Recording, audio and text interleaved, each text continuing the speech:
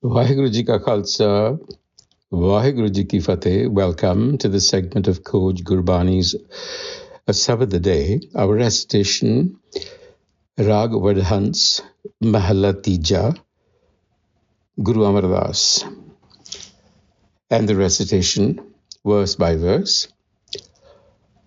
Rasana Har Saad laggi sehaj subhaye, man triptaya har naam te aaye. This is the first verse. And the Guru is saying that when I focused my attention on the wisdom of the self, Hari Naam Te Aaye, I relished the taste of the beloved self. Rasana Har Saad laggi. And then, along with it, I found that the fire of desire, which we call Trishna, was contained, was controlled. Because desire is the fuel that keeps us alive. The question is, which desire are you going to pursue and which ones are you going to leave? Because at any given moment, we are flooded by many choices, which are all arising from desires of various kinds. So this becomes contained, and the mind is restored to its innate balance. Sahaj Subhaye. Subhaye is nature, the mind's innate nature. So Rasana Har Saad laggi Sahaj Subhaye, man tripatya hari naam te aaye. So Rasana Har Saad laggi. It's important to keep in mind the nuance of the word rasana, because it literally means tongue. The word jehva is also used for the tongue. Rasna actually symbolizes rasa, which roughly corresponds to taste, to sap, to essence, to juice. So conceptually, rasa, that rasna symbolizes, has a meaning beyond taste. And it is defined as knowledge that is perceived through the rasana indriya, through the tongue, through the jehva. It is located in the jehva. So when you utter a word or you taste something, you get a taste of it. Likewise, when the tongue tastes Gurbani, as in reciting it or as in singing it in kirtan, it triggers a process that Gurmat calls rangaratti, to melt in love, because the recitation or the singing or both with the tongue arouses emotions and feelings that soften the individual. What does that mean? You become more malleable to the wisdom, makes the person more receptive to the spiritual transformation of the heart. So that is what this verse is all about. So the main reflection is a reiteration, really. That is the central message. The verse says, Sada sukh sache sabad vichari, apane satguru vitto sada balihari rahao.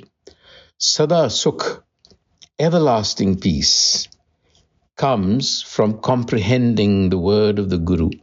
That wisdom that we are talking about, it comes through the word, such as sabad vichari, reflection, concentration on. And for that, the Guru says, I'm beholden to apane Satgur, my enlightened source.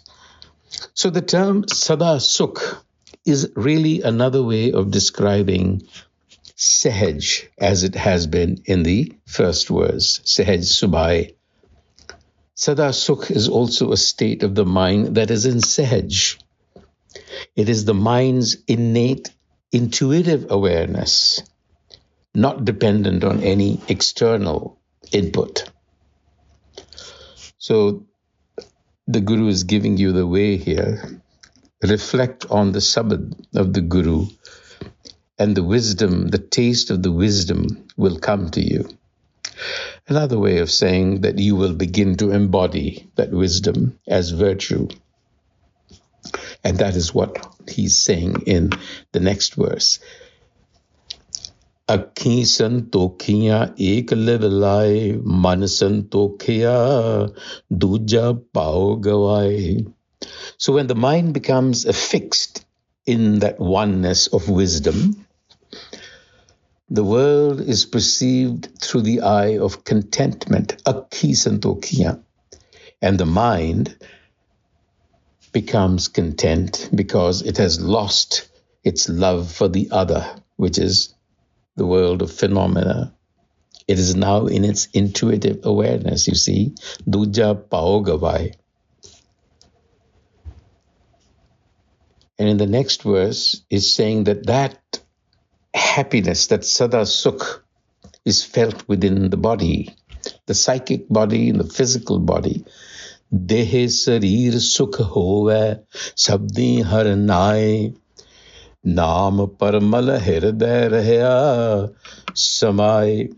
So the being within the body, the psychological body, the psychic body, as well as the physical body, experience this happiness when the mind internalizes naam paramal hirday rahya samai, when it seeps into the heart, into the core of your being. You feel this taste, this rasa.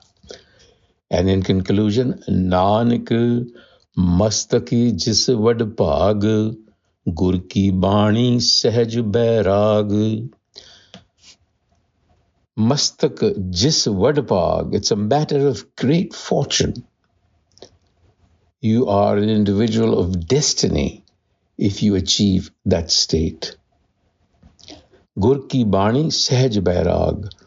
So the state of sahaj comes from bairag. Bairag and sahaj are complementary.